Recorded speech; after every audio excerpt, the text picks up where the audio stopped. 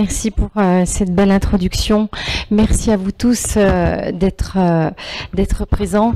J'ai une certaine émotion en démarrant cette conférence face à cette salle comble. Je suis très heureuse pour l'association La Source Espérance que la salle soit pleine parce que François, son épouse Pascal et leur équipe de bénévoles se donnent la peine, se donnent les moyens de faire en sorte que cet événement ait lieu. Cet événement, ceux qui les ont précédés, ceux qui les suivront aussi. Donc, je trouve que c'est un juste retour des choses. Bien, pour les personnes qui n'ont pas eu l'occasion de me rencontrer encore, donc je suis Chantal Mégarès de mon nom. On a tous compris en même temps. La cohésion de groupe. Voilà. Alors, pour les gens qui ne voient pas ce qui se passe au fond de la salle, c'est un petit détail technique concernant le micro. Et vous pourriez nous prendre pour des amateurs. Hein, et pour autant, voilà, ça fait une belle transition pour démarrer la conférence, puisque j'ai travaillé pendant 10 ans, plus de 10 ans au SAMU. Et je peux vous assurer que ça faisait partie du quotidien du SAMU régulièrement. On faisait des petits montages. Alors, c'était pas une histoire de micro, c'était une histoire de seringue, c'était une histoire de... C'était toujours par rapport à la configuration des lieux, des situations. Les accidents ont lieu jamais au même endroit, jamais dans les mêmes circonstances. Il fallait s'adapter. Donc, voilà, on continue de s'adapter. Voilà. Donc, du SAMU à la médiumnité, bah oui, effectivement, ça fait un sacré chemin, voire même on pourrait prendre les choses à l'envers, dire c'est un chemin sacré, prenez-le comme vous le voulez. Pour moi, c'est les deux, c'est un chemin sacré, c'est un sacré chemin. Pourquoi? Bah parce que c'est pas tout à fait la même chose, et pour autant, c'est vraiment c'est mon chemin en tout cas. Hein. Donc, pour les gens qui ne me connaissent pas, je viens de Provence, dans le pays d'Apt, à côté de, on va dire, entre Manosque et Avignon. Et j'effectue des consultations médiumniques et thérapeutiques au sein de mes activités. J'ai de nombreuses activités, je fais de la formation, je fais du coaching, je fais de la thérapie, je fais de la médiumnité. Ne retenez pas forcément ce genre d'aspect-là de moi, retenez que... Ma mission, c'est de me faire plaisir en aidant autrui à aller mieux, que ce soit des mamans qui ont perdu des enfants, que ce soit des personnes qui souffrent de problèmes de santé. Voilà, c'est ce qui, en tout cas, c'est ce qui moi m'aide à évoluer sur mon chemin.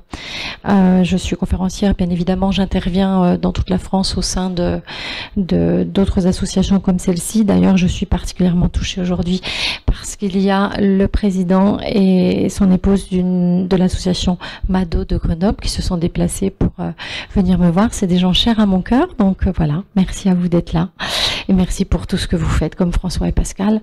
Et puis pour ceux qui ne me connaissent pas, évidemment, parce que j'imagine qu'il y a des gens qui m'ont déjà vu plusieurs fois, puisque c'est là au moins 4e fois que je viens ici, hein, je crois. Hein.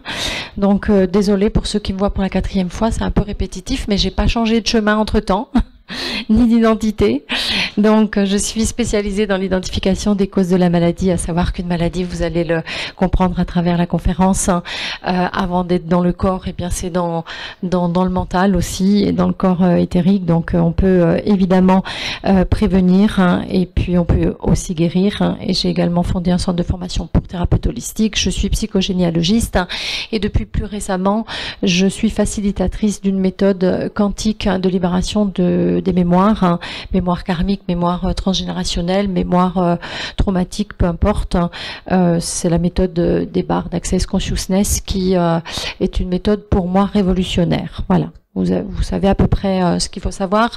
Je mets à votre disposition également différents ateliers tels se révéler à travers sa mission, comprendre l'histoire de son passé pour s'en libérer, guérir de ses blessures, pour être enfin soi, comprendre et développer ses ressentis. Ça, c'est quelque chose qui m'est vraiment beaucoup demandé en ce moment.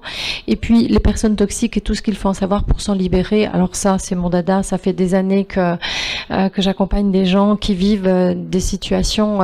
Quand je dis toxique, vous savez, la toxicité, ça peut conduire quelqu'un au suicide, ça peut conduire à des situations extrêmes. Donc, c'est important d'aider les gens qui sont dans ce genre de situation. Alors le thème de la conférence de ce jour, c'est les personnalités toxiques et leur rôle dans notre vie. François l'a très bien expliqué dans son introduction. Nous sommes ici sur Terre dans le cadre d'un chemin d'évolution. Chaque personne, chaque situation, chaque drame, chaque épreuve que l'on vit a sa raison d'être. Et la toxicité des personnes que l'on va croiser, évidemment qu'elle a sa raison d'être et je vais tenter de vous le démontrer. Alors, cette conférence, ceux qui me connaissent le savent, je suis assez, j'aime bien ce qui est cadré. Donc, cette conférence va se dérouler de la façon suivante. Qu'est-ce qu'une personnalité toxique? Quelles en sont les causes? Comment les repérer? Comment fonctionne-t-elle? Comment les gérer? Comment s'en protéger? Et quelles sont les conséquences? Et pour finir, leur rôle dans notre vie, puisque ça, c'est ce qu'il faudra en retenir. Voilà ce que je vous propose pour cette partie de la conférence. Alors, personne qui vient du mot latin, qui signifie persona, ou tout simplement du grec prosopon, ça signifiait le masque. Ça veut dire quoi? Ça veut dire que le masque, c'est ce que les comédiens au théâtre portaient, la commedia dell'arte. Vous savez ce que c'était? C'était des comédiens, des troupes de saltimbanques qui passaient de village en village, qui observaient, ils arrivaient en journée dans le village, ils observaient les gens vivre, et puis le soir, ils faisaient une représentation en imitant ce qu'ils avaient vu la journée. La commedia dell'arte. Et bien là, c'est un petit peu... personne sait ce que ça veut dire. Ça veut dire le masque. Et toxique, toxique étymologiquement, c'est toxicum, du grec, qui signifie le poison dont on imprégnait les flèches. Toxique, toxicum, poison. Ou alors toxicus, du latin, vénéneux. Mot dérivé de toxique, intoxication, toxicomanie, désintoxication. Pourquoi je vous parle de mots dérivés? Parce que vous allez voir que quand on est aux prises avec une personnalité extrêmement toxique, quand je dis extrêmement, je pense par exemple au pervers narcissique, là on est dans le summum de la toxicité, eh bien pour pouvoir s'en sortir, il faudra procéder exactement comme avec les toxicomanes, c'est-à-dire passer par des stades de sevrage, des périodes de sevrage pour pouvoir se désintoxiquer. Ça fonctionne exactement de la même manière. Je vous l'expliquerai un petit peu plus loin. Il y a la toxicologie, moi qui ai travaillé en milieu hospitalier. La toxicologie, c'est une discipline scientifique qui étudie les effets néfastes d'une source, alors molécules, radiation, nanomatériaux, peu importe, sur des organismes ou des systèmes biologiques. Ce qui veut dire que lorsque vous avez une personne toxique, que ce soit une belle-mère, un voisin, un patron dans votre entourage, eh bien ça va avoir des répercussions sur votre système biologique. Il y a des gens qui peuvent déclencher des eczémas, des urticaires, des cancers ou toute autre maladie, puisque de toutes les façons, ça va être une question à la fois d'exposition et à la fois de comment on accueille les choses, puisque pour faire le lien avec ce que François disait précédemment, il disait « nous sommes responsables de nos choix » et j'ai envie de dire responsable de nos choix aussi. C'est-à-dire que parfois on subit des situations toxiques, on n'a rien choisi, mais le fait de les subir devient un choix, puisqu'on n'est pas obligé de subir, on peut prendre des mesures pour cesser de subir. Alors prendre des mesures, ça ne veut pas dire tuer votre belle-mère, votre voisin ou votre patron, ça veut peut-être dire faire le pas de recul nécessaire pour que ce soit plus aussi toxique, et je vais vous expliquer comment on peut faire ce fameux pas de recul. Donc imaginez, nous nous trouvons dans cette pièce, dans cette salle, imaginez qu'il y a un incendie, il y a des portes, alors là c'est peut-être des portes coupe-feu parce qu'on est dans un établissement public, mais si c'était pas des portes coupe-feu, quand bien même, imaginez qu'il y a un incendie dans l'établissement, mais dans la salle d'à côté. Eh bien, ça va être une question de temps, on va se calfeutrer ici, mais il arrivera un moment où la fumée va passer et où ça deviendra irrespirable et on sera obligé d'évacuer la salle. La toxicité, c'est exactement pareil. C'est ce que vous pouvez retenir. Alors, il y a plusieurs formes de toxicité. Et avant même de démarrer cette conférence, il y a une dame qui est venue me voir en me disant c'est un sujet intéressant, c'est un thème qui parle à tout le monde. Les personnes toxiques, qu'est-ce qu'il y en a? Alors, bien sûr qu'il y en a autant que de personnes sur Terre, puisque nous sommes tous toxiques. Nous sommes tous toxiques. Alors, la première forme de toxicité, il y a celle des autres vis-à-vis de nous. Celle-là, je vous l'apprends pas, vous ne la découvrez pas, vous savez, vous avez tous été victimes d'une personne toxique. Ça, vous savez de quoi je parle.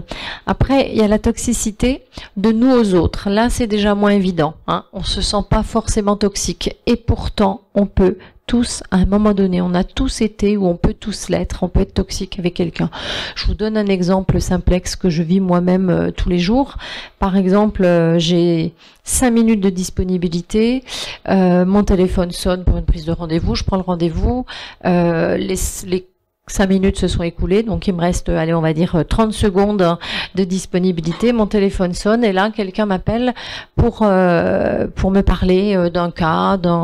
Et là, je signifie que je n'ai pas le temps. Et la personne va continuer de parler.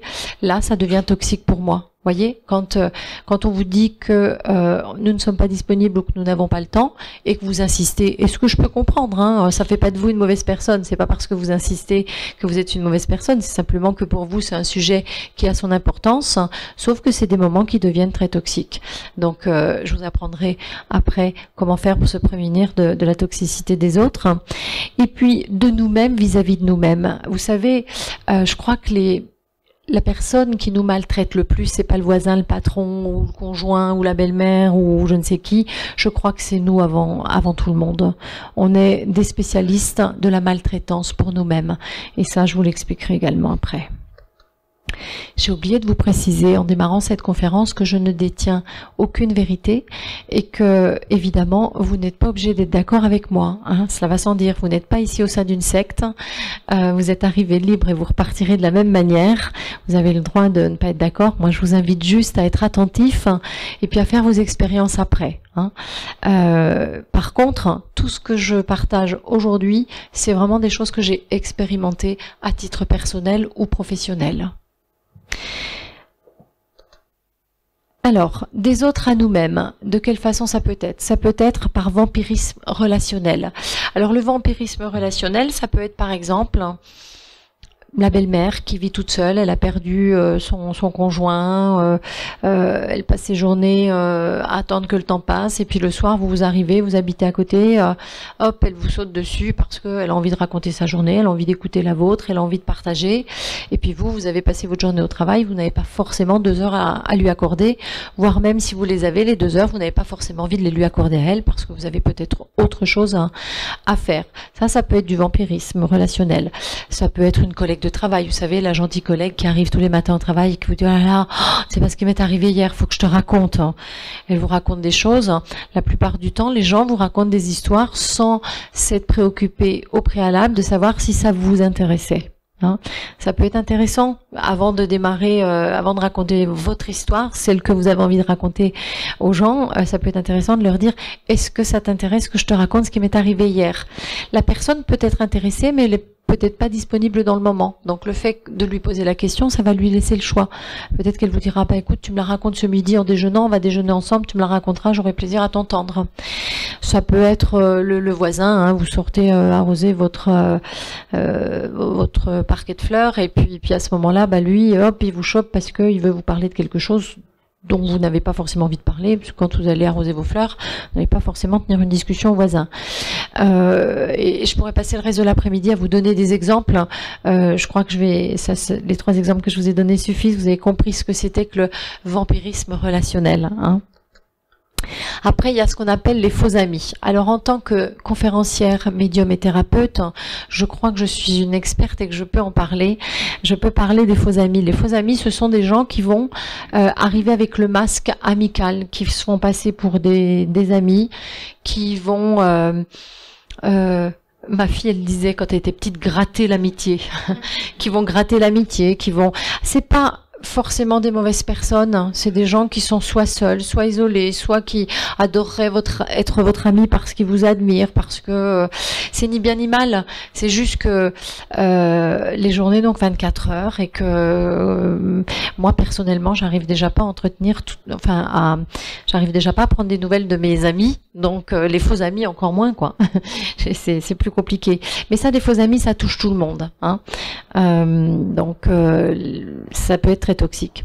La manipulation des autres à nous-mêmes. On peut tous avoir recours à la manipulation, mais il y a des personnes qui sont des pros de la manipulation. On s'appelle des pervers. Là, je parle pas des pervers, je parle de la manipulation en général. La manipulation, c'est quelque chose de très toxique. C'est par exemple la belle-sœur, la voisine, la copine, le patron qui arrive, qui vous dit tiens, qu'est-ce que tu fais ce soir? Ah bah ce soir rien, j'ai rien, je sais pas ce que je fais. Ah bah alors tu peux peut-être me déposer à tel endroit. Ah ben non, j'avais pas quelque chose de prévu, mais j'avais pas non plus prévu de te déposer à tel endroit. Voyez, ça vous met dans l'entonnoir. La manipulation, elle vous prive de votre liberté, de votre libre arbitre. Donc dans ces cas-là, il faut apprendre à contre-manipuler. Ça c'est hautement toxique. Et puis la folie. Alors la folie, c'est quelque chose. Malheureusement, il y a des gens autour de nous qui vont pas bien. Alors quand je dis qu'ils vont pas bien, qui sont perturbés par une situation toxique qu'ils vivent eux-mêmes. Hein. Vous voyez par exemple une personne qui est avec un pervers narcissique, qui est dans une situation hautement toxique, elle a hyper besoin d'en parler. Alors parfois elle va pas en parler, mais des fois elle va en parler. Et ça, il y a le pervers narcissique qui peut vous pousser jusqu'à la folie. Et ça peut être hautement toxique. Ça peut être quelqu'un qui souffre d'une pathologie schizophrène, ça peut être quelqu'un qui est borderline, ça peut être... il y a plein de formes de folie, des folies douces, des folies plus prononcées, mais en tout cas c'est quelque chose de toxique. Je vous dis pas qu'il faut parquer les gens, qu'il faut les enfermer dans des cases, les étiqueter, que les entre guillemets gens qui vont pas bien ou qui sont un petit peu perturbés momentanément, il faut les délaisser, les laisser tomber. C'est pas du tout ce que je suis en train de dire. C'est juste que ces gens-là, à un moment donné, ils peuvent représenter une haute toxicité parce que c'est des gens qui prennent du temps, c'est des gens qui sont énergétivores. On va prendre l'exemple de quelqu'un qui est dépressif. Un dépressif, c'est quelqu'un qui a besoin d'aide, on est bien d'accord. Hein. Mais par contre, c'est quelqu'un qui va être qui va être toxique dans le sens où il va vous vampiriser votre énergie. Hein. Il peut vous vampiriser votre énergie sans ouvrir la bouche. Hein, quelqu'un qui va pas bien. Alors après, voilà, je suis pas en train de dire du mal des gens qui vont pas bien. Au contraire, il faut les aider plus que jamais. Je suis pas en train de vous dire ne les aidez pas. Je suis en train de vous dire que pour aider quelqu'un à aller bien, il faut d'abord que vous-même vous alliez bien. Hein. C'est la première chose que j'ai appris au SAMU quand je suis arrivée.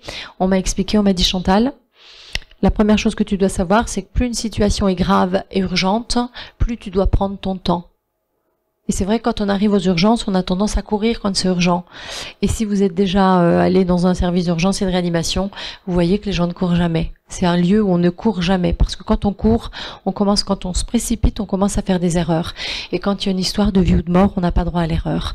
Donc plus la situation est grave et urgente, plus on prend, non seulement plus on prend son temps, mais en plus il faut aller bien. Et pour aller bien, il faut se protéger de toute forme de toxicité. Donc organisez-vous pour aller bien, et ensuite vous pourrez aider les gens qui vont mal. Mais avant d'en arriver là, sachez que les gens qui vont mal peuvent être toxiques.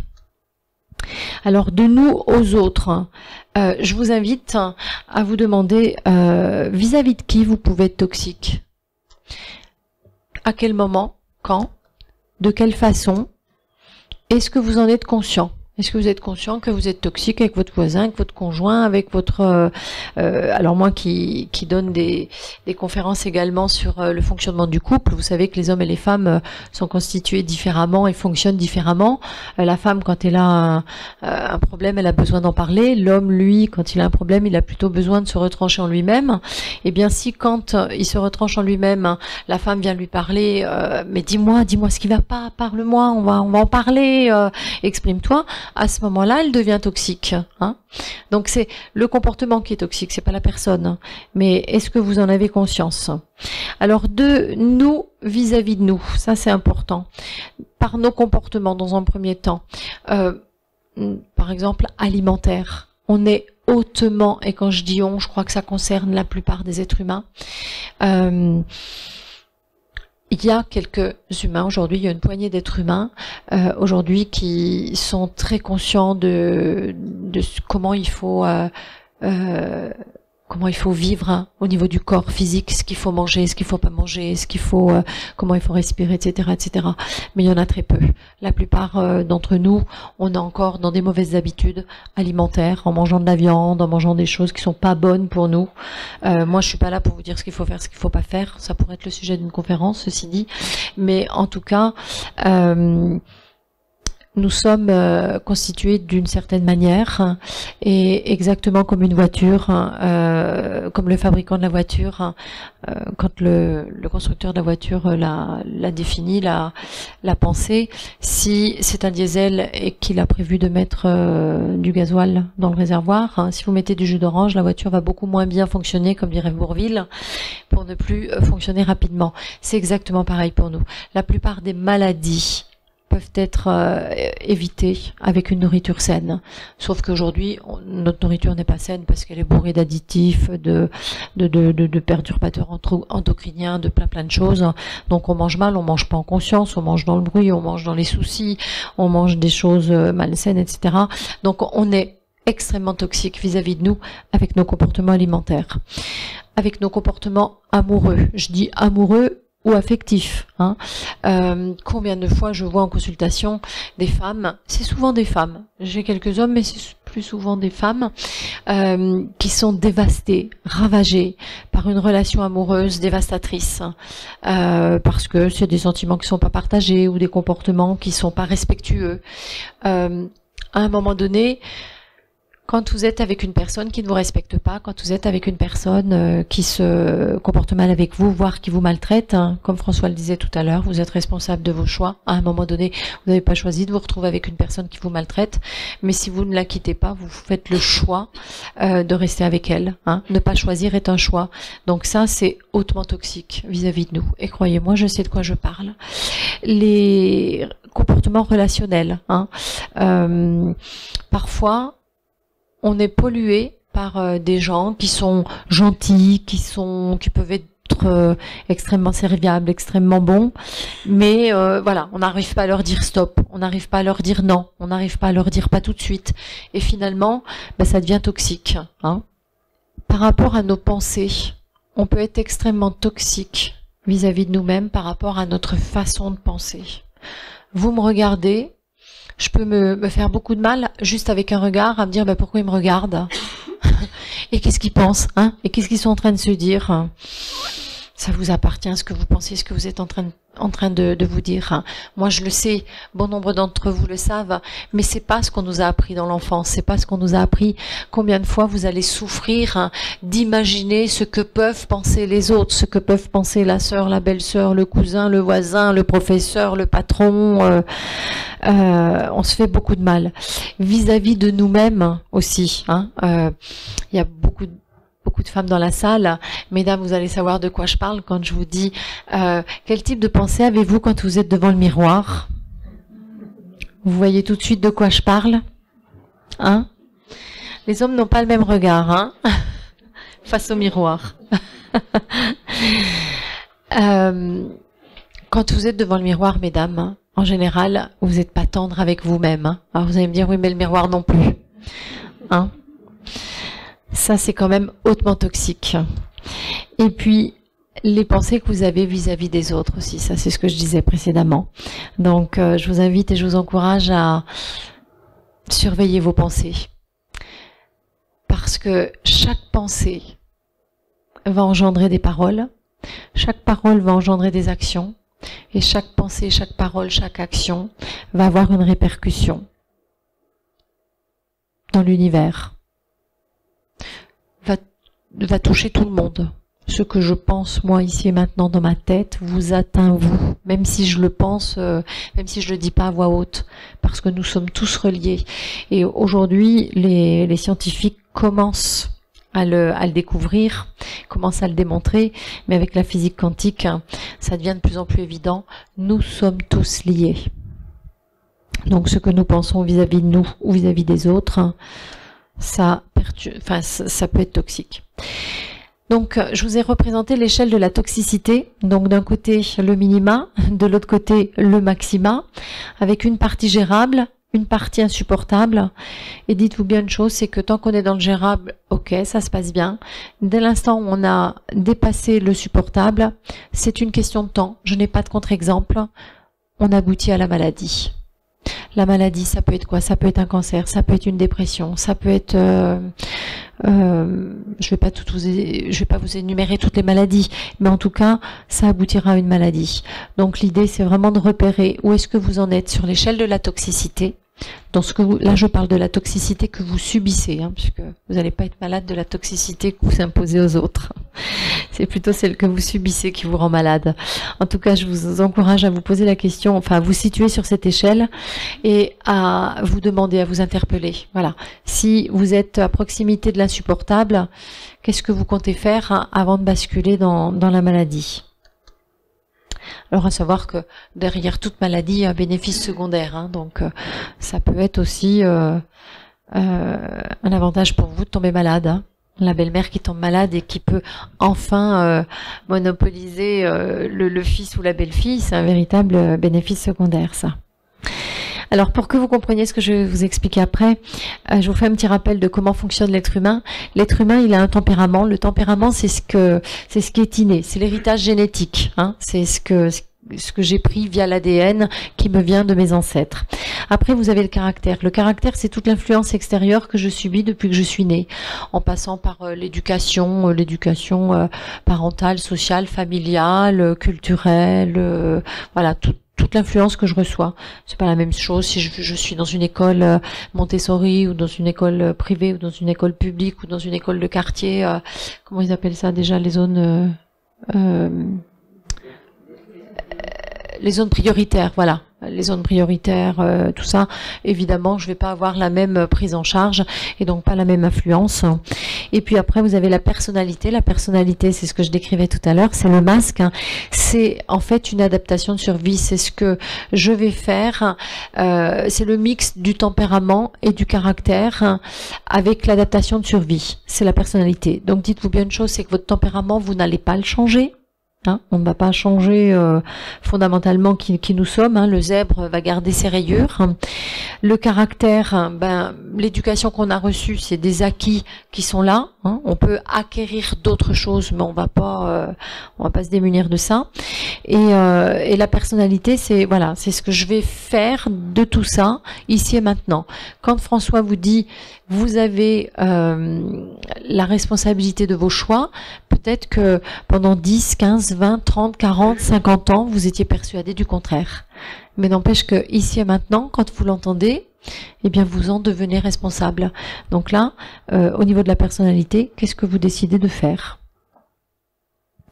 Alors, il y a différentes approches au niveau de la personnalité.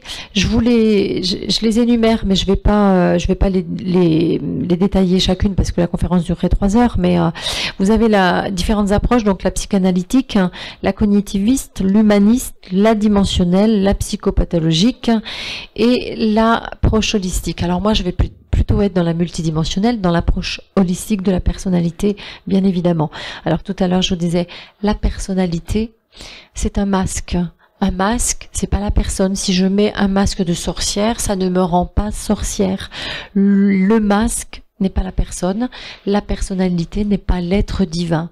Ça, c'est quelque chose d'important. C'est-à-dire que vous pouvez avoir quelqu'un de diabolique en face de vous. Ça existe, des gens diaboliques. Vous pouvez avoir quelqu'un de très hautement toxique.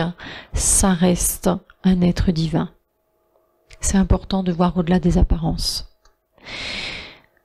Et quand je vous dis que la personnalité c'est juste un masque, parfois ça peut être un masque horrible et parfois ça peut être un masque, voyez, beaucoup moins horrible. Mais la personne peut être aussi diabolique en dessous du masque. Donc ne vous fiez pas aux apparences. Ne pas confondre une situation toxique d'un environnement toxique, d'un comportement toxique, d'une personnalité toxique ou d'une personnalité pathologique. Je développe. Une situation toxique, ça peut être quelque chose de passager.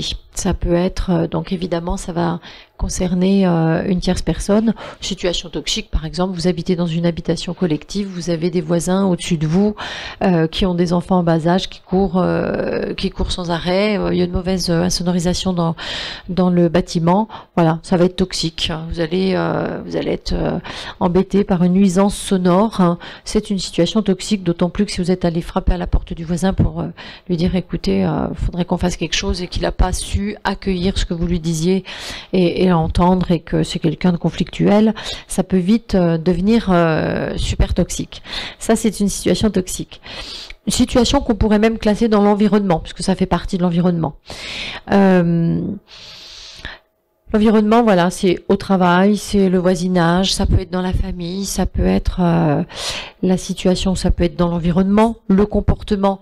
Quelqu'un peut avoir un comportement toxique, mais ne pas être toxique. Je ne suis pas mon comportement. Hein, c'est pas parce que je me comporte comme ça que je suis comme ça. Quelqu'un de fatigué, de débordé émotionnellement peut se montrer toxique, peut se montrer maladroit.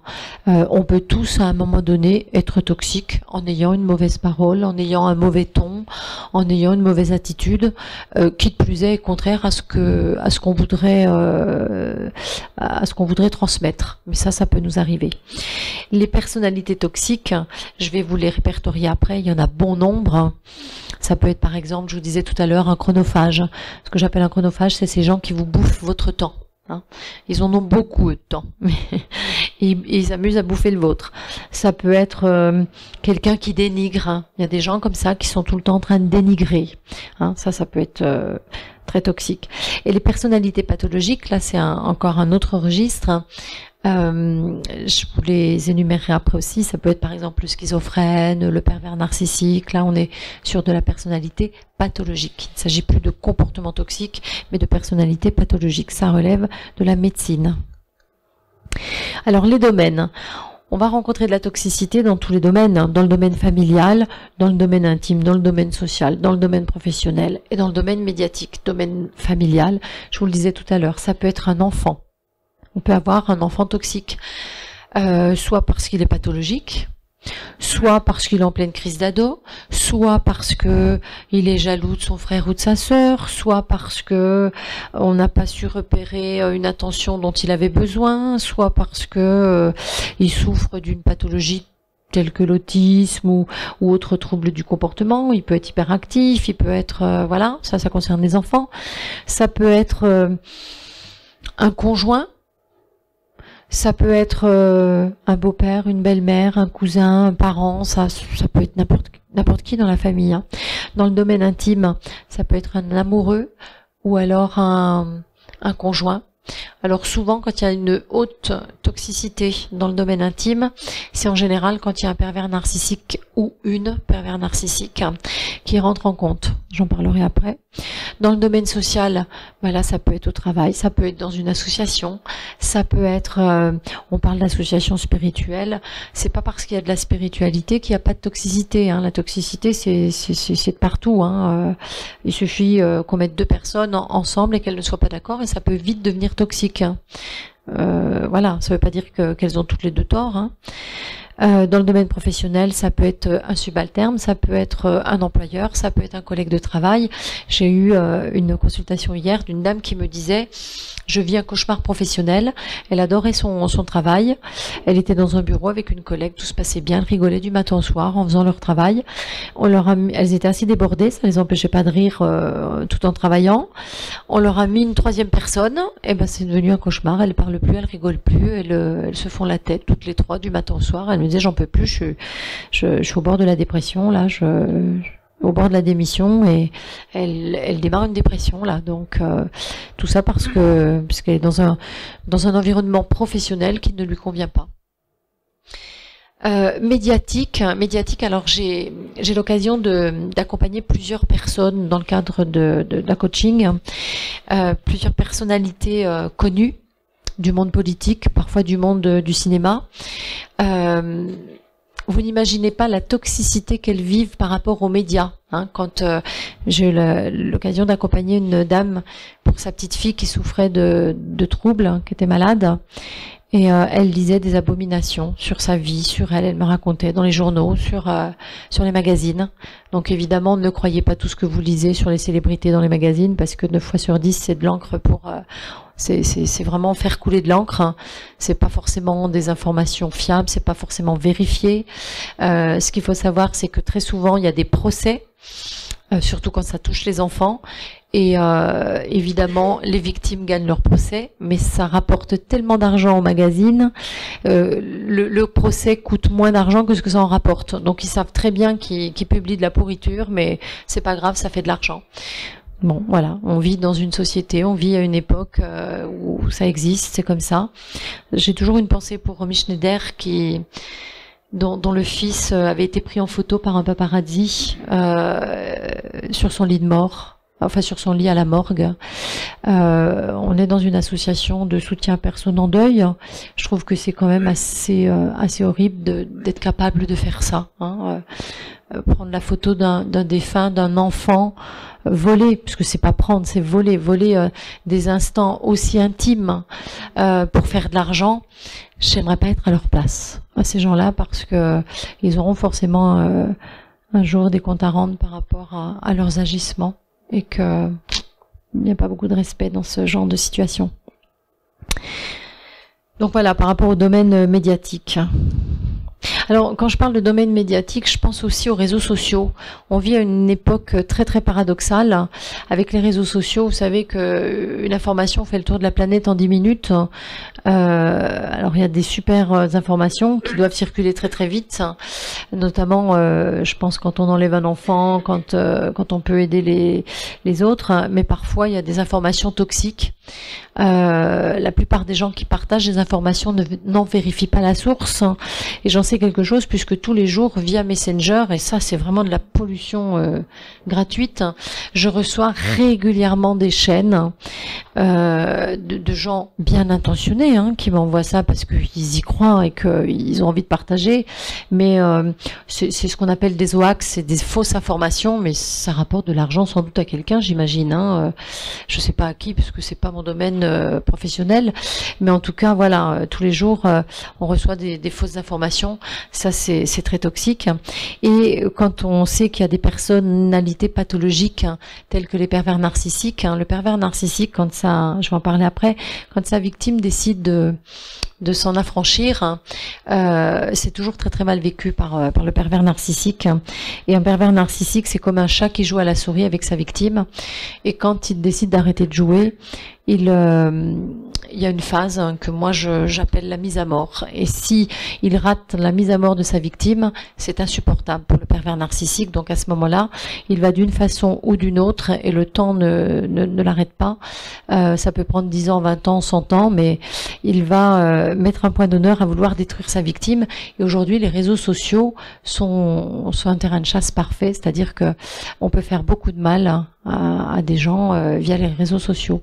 Donc je range cette catégorie-là dans le médiatique. Alors comment repérer une situation toxique ou une personne toxique ou un comportement toxique? Eh bien, il y a des signes qui ne trompent pas.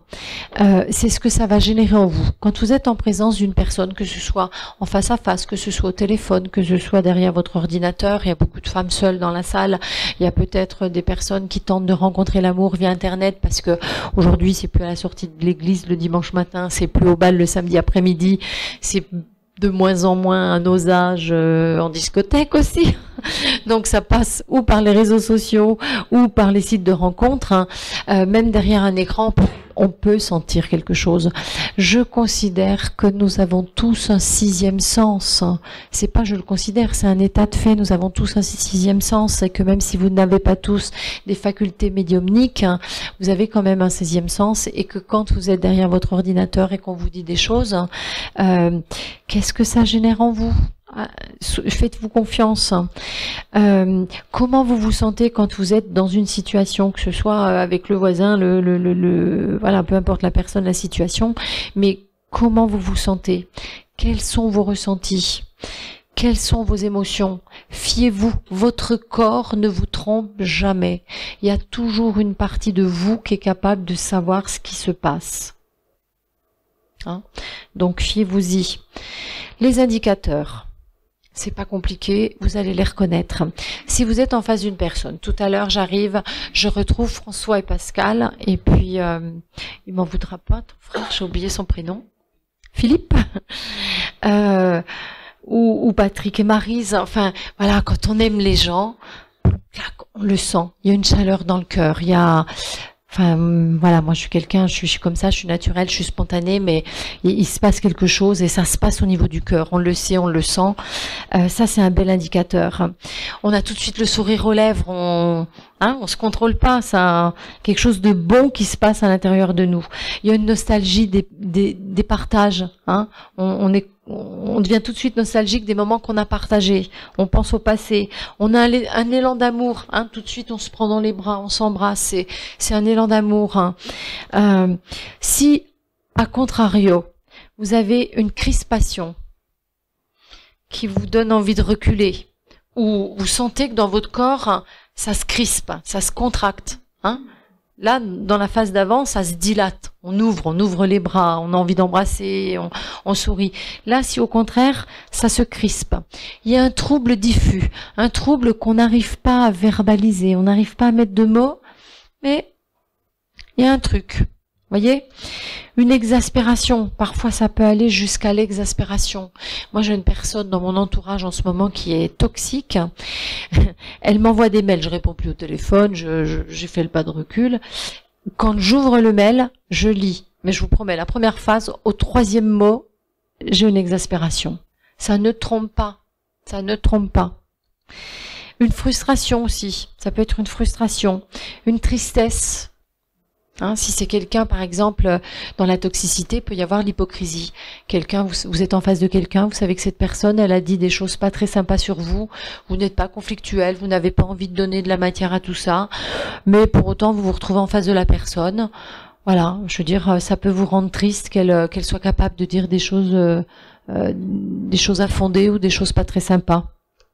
Et puis si la personne n'est pas en mesure de pouvoir, parce que entre adultes, entre personnes en bonne santé, saines et équilibrées, on peut dire les choses. On peut dire, bah, tu sais, l'autre fois j'ai entendu que tu avais dit ça, est-ce que c'est vrai?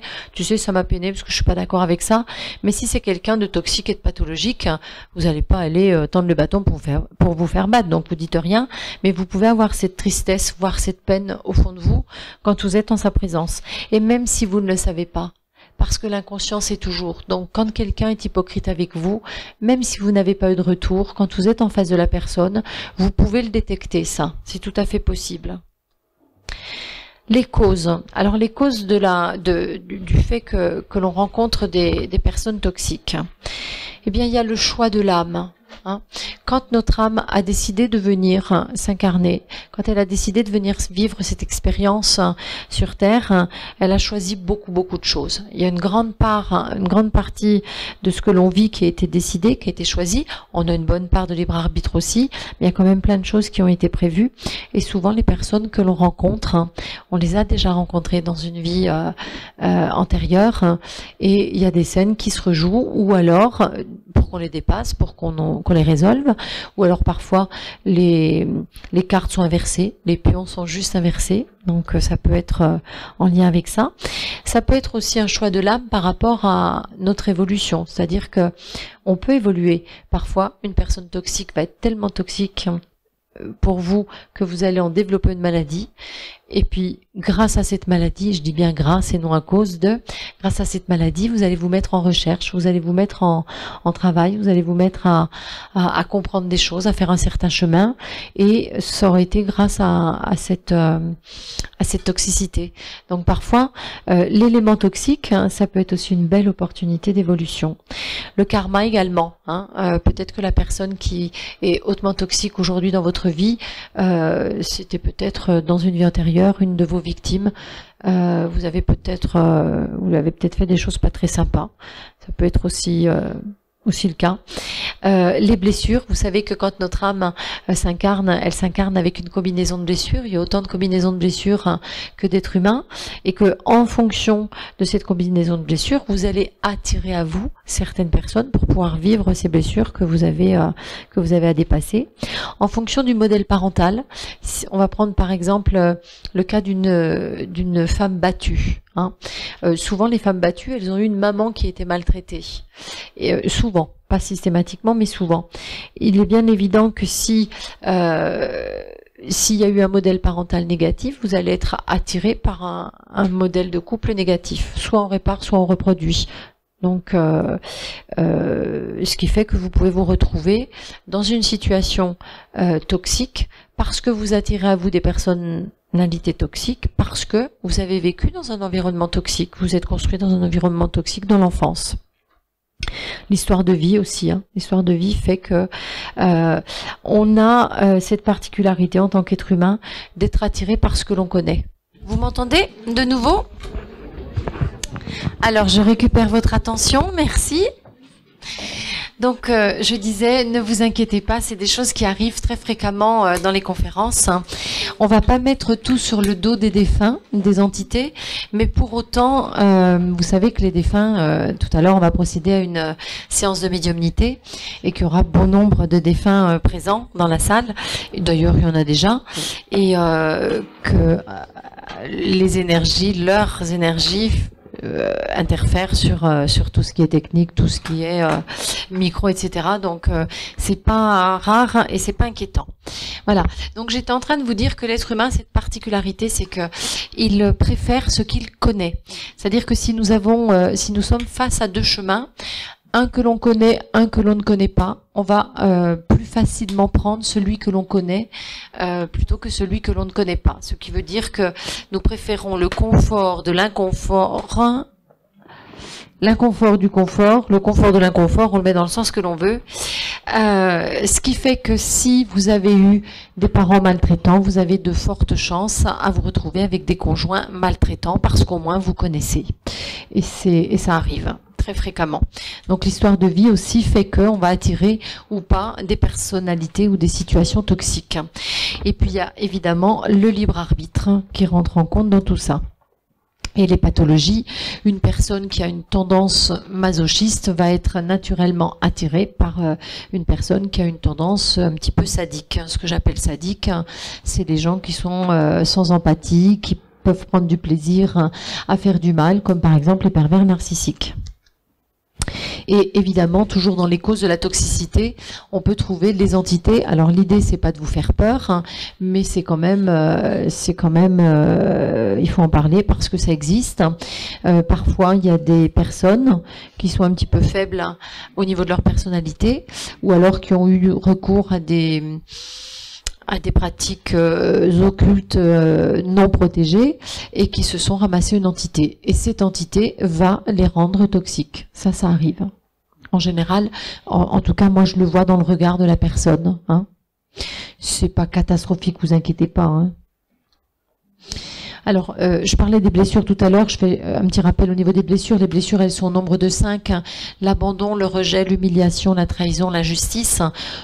La 6e qui découle des 5, qui est l'impuissance, mais quand vous êtes abandonné, vous vous sentez impuissant, quand vous êtes rejeté, vous vous sentez impuissant, quand vous êtes humilié, vous vous sentez impuissant, etc. En fonction de cette combinaison de blessures, vous allez attirer à vous des situations, des personnalités toxiques. Amour ou peur ? Nous vivons dans un monde qui est régi par une énergie. D'accord ? Il n'y en a pas 36 d'énergie. Je crois que c'est Einstein qui a été interrogé lorsqu'il était enfant sur le bien et le mal. Et alors, je vais pas reproduire fidèlement le discours. Je crois que c'était par son professeur qui a posé la question. Et il avait défini le mal comme l'absence de bien. J'ai envie de dire... J'ai envie de faire l'analogie avec la peur et l'amour. Pour moi, la peur, c'est l'absence d'amour. Quand on est dans l'amour, on n'est pas dans la peur. Contrairement à ce qu'on peut penser. Vous allez me dire, oui mais Chantal, si j'aime mon enfant, j'ai peur de le perdre. Je ne crois pas. Je crois que quand on est dans l'amour avec un grand A, quand on est dans l'amour du divin, quand on est dans cette énergie d'amour, hein, pas de possession, pas de contrôle, mais d'amour, hein, on n'est plus dans la peur. Et l'idée, c'est de comprendre que tout comportement, que ce soit le vôtre, le mien, que ce soit celui de n'importe qui, tout comportement est l'expression d'un de ces deux points de départ. Quand j'agis soit parce que je suis dans l'amour, soit parce que je suis dans la peur. La peur est un état de non-conscience, alors que l'amour est un état de conscience. Si vous me frappez, vous me mettez une gifle. Si j'ai peur, je vous en rends une. Si je suis dans l'amour, je vous regarde dans les yeux. Et je vous envoie tout mon amour. Voyez, c'est la parabole du Christ, enfin c'est l'enseignement du Christ, hein, qui dit si on te frappe la joue gauche, tends la joue droite. Hein. Je pense que c'est ce qui était à comprendre. Hein. Parce que si vous mettez une gifle, que je vous en rends une, vous m'en remettez une, et puis enfin, c'est sans fin. Après il y a votre frère qui arrive, il y a le mien qui arrive, et puis on finit en Syrie, quoi. Enfin c'est. Quand je vous dis on finit en Syrie, mon mental me dit non quand même pas, et puis ma petite voix me dit ben si, c'est exactement ce qui se passe en Syrie. Hein. C'est vraiment la peur, hein, la peur de manquer, la peur. Je fais pas de politique, je ne sais pas véritablement ce qui se passe en Syrie avec tous les intérêts alentours, mais c'est quand même la peur qui fait qu'on en est là. Hein. Donc la peur, qu'est-ce qu'on sait de la peur? On sait que la peur, ça affole, ça abîme, ça vide. Ça rend malheureux, ça rend malade celui qui a peur. Hein, si on a peur, là, on fait n'importe quoi. Quand on a peur, on critique, on médit, on juge, on condamne, on salit, on maudit. On rabaisse et on s'abaisse quand on fait tout ça. Les gens qui vont bien, ils n'ont pas besoin de critiquer, ils n'ont pas besoin de dénigrer, ils n'ont pas besoin de juger, ils n'ont pas besoin, quand ils entendent « un tel a dit ça », ça ne me regarde pas. Moi, quand on me dit, tiens, il y a un tel qui... Ça ne me regarde pas. Ce qu'un tel dit ne regarde qu'un tel. Si toi, tu as envie de l'écouter, tu l'écoutes. Fais-toi une idée de moi en t'intéressant à moi. Ne te fais pas une idée de moi en écoutant ce que les gens peuvent dire de moi. Vous voyez, c'est ce qu'il faut retenir. Hein. L'amour. Hein. Celui qui est dans l'amour, il va protéger. Il va guérir. J'entends régulièrement des abominations, moi, sur des gens adorables. Mais vraiment, régulièrement. Je pourrais faire comme tout le monde, colporter. Dire, oh là là, tu sais pas ce qu'un tel m'a dit. Non, non. Qu'est-ce que ça va rapporter? Quand vous entendez quelque chose, vous entendez votre belle-sœur qui vous dit du mal, qui vous dit une chose sur votre autre belle-sœur ou je ne sais qui. Ça sert à quoi de répéter? Ça va faire du mal à la personne qui est concernée? Ça sert à rien. Donc quand on est dans l'amour, on protège, on guérit, on remplit, on éveille, on épanouit, on rend heureux. Celui qui est dans l'amour, il comprend. Il comprend que celui qui critique, que celui qui juge, que celui qui condamne, c'est parce qu'il est mal au fond de lui. Parce que celui qui va bien, il n'a pas besoin de faire ça. Celui qui est dans l'amour, il dépasse tout ça. Il n'a pas besoin de colporter, il n'a pas besoin d'avoir raison. Hein. D'ailleurs, qu'est-ce qui vaut mieux? Avoir raison ou être heureux? Celui qui est dans l'amour, il pardonne. Il prend soin d'eux. Il prend soin des autres. Il prend soin de lui.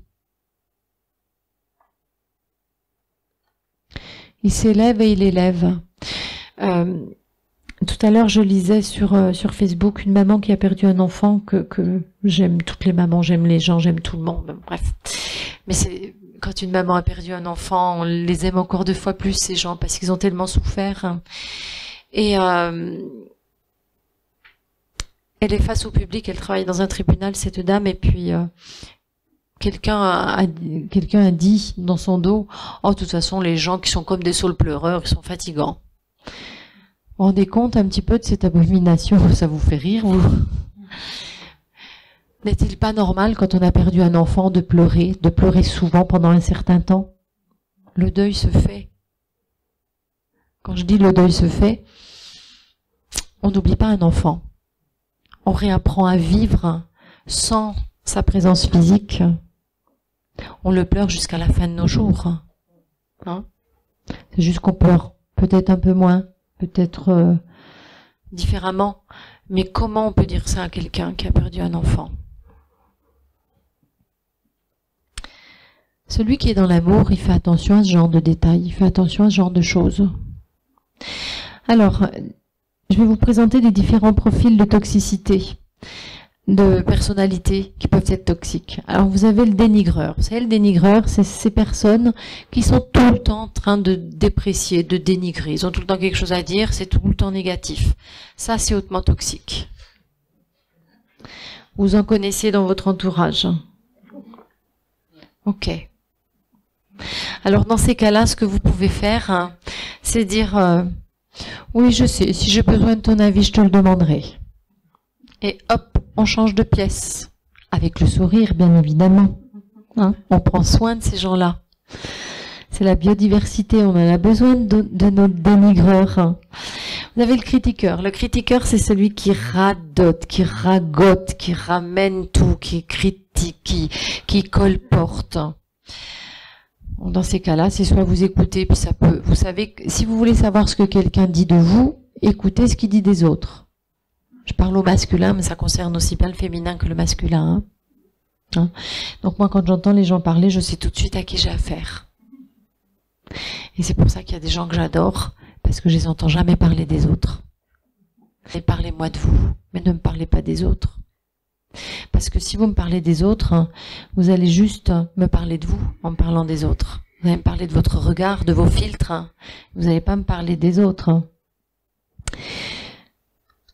Ensuite, vous avez le dominateur. Le dominateur, je les ai mis au masculin, mais je répète bien que ça peut être féminin. Ça peut être une dominatrice ou une critiqueuse. Le dominateur, il a besoin de contrôler les gens, de contrôler les situations, de garder le contrôle. Bon, bah écoutez, ça le rassure, il en a besoin, c'est ses peurs, c'est son fonctionnement. Ok, du moment qu'il vient pas vous contrôler. Hein? Donc en général, moi quand il y a un contrôleur qui prend un petit peu le pas sur moi, je dis ça va aller, je vais faire, je reprends le contrôle, je nomme le mot contrôle. Le provocateur, c'est celui qui va jeter le trouble. Vous voyez, ça, c'est des gens qui ont besoin de confrontation, de créer un trouble, ça, quand vous avez décidé d'être tranquille, d'être en paix, que vous avez des gens comme ça dans une soirée, dans une conférence, dans une conférence, on les a tous, ces gens-là. Tous les profils, on les a. Le provocateur, ça va être celui qui va prendre le micro, qui aimerait être à votre place, qui va poser des questions entre guillemets à la con, c'est-à-dire qu'entre le début et la fin de la question, vous avez rien compris. et ça a pollué toute la salle. Eh bien, dans ces cas-là, on en prend soin. Moi, je dis, je sais pas si j'ai pas compris, je dis que j'ai pas compris, ou je dis merci d'avoir apporté votre point de vue intéressant, parce que c'est son point de vue, et que de son point de vue, c'était intéressant. Voilà. Le plaisantin, vous savez, le plaisantin, c'est celui qui a un humour caustique. Alors ça peut être, j'avais plein d'exemples dans le train, je les ai déjà oubliés, parce que je veux pas tout le temps prendre les mêmes. Des fois, vous savez, il vous dit un truc, vous êtes censé rigoler, sauf que c'est complètement décalé, vous n'avez pas du tout envie de rire. Mais comme si vous le dit sur ce ton-là, vous n'avez pas le choix, vous êtes obligé de rire. Voyez, j'ai pas d'exemple sous la main comme ça. Enfin, vous voyez, vous comprenez? C'est tellement pas moi que j'ai du mal à en inventer un. Faut que je m'en rappelle d'un, mais bon, si ça revient, je vous le dirai. L'écervelé, c'est celui qui met dans l'embarras. C'est celui qui va faire la remarque, oups, qu'il n'aurait pas dû faire, quoi. Vous voyez, il est pas méchant, il est pas, mais voilà. Par exemple, vous êtes en face d'une personne qui a un cancer, qui vient de perdre 10 kilos, qui arrive et qui lui dit oh, « Dis donc, t'as fait quel régime ?» Bon, si cette personne avait fait attention, elle se serait rendue compte qu'il avait le teint un petit peu gris, que voilà, hein, on voit tout de suite la personne qui a perdu 10 kilos volontairement et celle qui les a perdus par obligation parce qu'elle est en chimiothérapie. Hein. Mais si la personne est un petit peu distraite, un petit peu écervelée, elle peut faire l'erreur. Le nombriliste, C'est celui, vous savez, qui tourne autour de son nombril, qui est très égocentrique. Donc lui, quel que soit ce qui vous arrive, il va tout de suite revenir par je. Hein, vous lui dites un truc, ah bah oui, mais moi quand j'ai, vous venez de perdre votre enfant, ah bah moi quand j'ai perdu ma belle-mère, ou mon chat, ou non, attends. Ok. Ces gens-là, ils ne savent pas écouter, ils ne savent pas s'intéresser à vous. Ils sont incapables de vous écouter plus de 3 minutes sans ramener la conversation à eux. Hein. Ça peut être hautement toxique. L'hypocrite, hein, ça ce sont des gens traîtres. Hein. Ça, c'est si vous avez décidé, vous, d'être dans l'amour, d'être dans le bien, ça peut être très toxique puisque vous êtes en face d'une personne qui vous dit des choses très sympas, mais vous savez qu'elle dit exactement le contraire dans votre dos. Donc, voilà, généralement, vous n'avez pas envie de passer du temps avec ces gens-là. Hein. Vous n'avez pas envie de leur déclarer la guerre. Alors moi, par contre, par nécessité d'alignement, parce que c'est important pour moi d'être aligné entre ce que je dis, ce que je fais, ce que j'enseigne. Quand je suis en face d'un traître, entre guillemets, quand on m'a dit, quand j'ai vérifié, hein, parce qu'il faut être sûr aussi, hein, mais quand j'ai vérifié qu'effectivement cette personne, et en général je vérifie, alors j'ai ce petit avantage avec la médiumnité, quand je sais qu'effectivement c'est juste que cette personne a dit des abominations ou des choses pas très sympas, je la regarde dans les yeux et je lui dis, écoute, vu ce que toi et moi savons, on va s'arrêter là. C'est pas la peine d'en faire plus. Hein, un soir, j'étais au restaurant à côté d'une personne qui essayait par tous les moyens de copiner avec moi, alors que c'est une personne qui ne m'aimait pas, qui avait dit des horreurs sur moi. Et au bout d'un moment, je lui ai dit, écoute, on va s'arrêter là. Hein, laisse-moi parler avec la personne d'à côté parce que elle m'a regardé surprise et je lui ai dit, en la regardant dans les yeux, je lui ai dit, écoute, toi et moi, nous savons de quoi je te parle. Donc, on s'arrête là. Voilà, je lui souhaite pas du mal, je lui déclare pas la guerre, mais tant qu'elle n'est pas dans de meilleures intentions, tant qu'elle n'est pas dans de meilleurs sentiments à mon égard, je ne rentre pas dans son jeu. Ça m'indispose de rentrer dans son jeu. Le moulin à parole, c'est ce que je vous disais tout à l'heure, c'est le chronophage. Vous avez 5 minutes, la personne, elle vous parle pendant 1 heure. Alors comme moi je suis correcte, polie, bien élevée, que pendant des années j'avais le besoin d'être aimée de tout le monde et tout le temps, eh bien j'écoutais. Donc c'était 1 heure de perdu, hein, 1 heure de perdu qu'il fallait rattraper d'une manière ou d'une autre. Hein. Maintenant j'ai décidé de m'aimer, donc j'ai un peu moins besoin d'être aimée, hein, forcément. Donc du coup, quand je n'ai que 5 minutes, eh bien je me positionne en disant désolé, je n'ai pas plus de temps à vous accorder. Et les gens, bah, ma foi, ils le prennent comme ils peuvent le prendre. Hein. Certains sont à un niveau où ils peuvent pas encore le prendre bien, ils penseront du mal de moi et c'est leur problème. Et puis d'autres comprennent tout à fait que, bah voilà, je suis pas à leur disposition, que j'ai un emploi du temps à respecter, que j'ai un timing et que quand vous me chopez au téléphone entre 2 rendez-vous et que j'ai 5 minutes, je n'ai pas 50 minutes quand j'ai 5 minutes. Donc voilà, ça c'est le compétiteur. Le compétiteur, vous savez, c'est ces gens qui comparent tout le temps. C'est très masculin, ça. Ils comparent tout le temps. Alors, par exemple, dans le domaine de la spiritualité, de la médiumnité, ce serait un collègue médium qui vous dirait t'as eu combien de personnes, toi, Cluse? Ah, bah écoute, moi je sais pas du tout. Ça, elle était pleine, mais je les ai pas comptées. Eh bien, ces gens-là, ils vont compter. Ça peut être, par exemple, en voiture, ah bah t'as combien de chevaux, tu mets combien de temps pour faire tel trajet, tu utilises quel logiciel. Mais il y a toujours cette notion de compétition. On vous pose des questions, mais avec l'envie d'être plus fort que vous. Alors moi, vous avez tout de suite gagné avec moi. Hein. Moi, les gens qui jouent à ce jeu-là avec moi, ils gagnent parce que moi, je suis pas dans la compétition. Donc après, ça peut être toxique, ça peut être amusant si vous avez envie de rentrer dedans, hein, aussi. Hein. L'exploiteur, il y a des gens qui sont intéressés et qui cherchent à exploiter les connaissances d'autrui, les facultés d'autrui, les moyens d'autrui, ça peut être votre voiture, ça peut être vos finances, ça peut être peu importe. Hein. Moi, c'est souvent mes facultés. Voilà, quand vous avez un petit peu de finesse, quand vous êtes un petit peu centré, quand vous vous écoutez, et si en plus vous avez la médiumnité, bah ma foi, on vous prévient et voilà. Mais ça peut être très toxique parce que les gens intéressés en général, ils arrivent pas avec une carte. Je suis l'intéressé de service, je vais te pomper, je vais profiter de toi. Ils arrivent avec il vous caresse dans le sens du poil, il vous laisse penser que, voyez, c'est on donne pour mieux avoir. Donc, tout ça, on peut le retrouver aussi chez le pervers narcissique, toujours. Hein. Le victime, la victime, celui qui se victimise, le plaintif. Vous avez des gens, quel que soit ce qu'ils vivent, ils ont besoin de se plaindre. C'est assez féminin. Mais il y a la plainte féminine classique qu'on connaît, mais vous avez des gens, ils ont besoin de se plaindre de la météo, de la société, des médias, de la chaleur, de tout le temps. Enfin, ils sont dans le verre à moitié vide, ils ont tout le temps besoin de se plaindre. Hein. Ça, quand vous avez décidé d'aller bien, c'est polluant, c'est toxique. Donc, là, ce que je vous propose en termes de pour les contrer, ces gens-là, c'est de les interpeller, de leur dire ah bon, hein, il fait pas beau, oui, ah bon, et ça doit nous empêcher d'aller bien, hein, depuis quand, parce que le ciel est gris, on doit être triste ou malheureux. Je suis d'accord avec vous, moi qui vis au soleil, que c'est quand même plus sympa d'avoir le soleil. Mais c'est pas pour autant qu'il faut aller mal quand il y a des nuages. Hein. Et puis ces gens-là, de toutes les façons, ils ont tout le temps besoin de se plaindre. Ils ont un véritable bénéfice secondaire à jouer les victimes.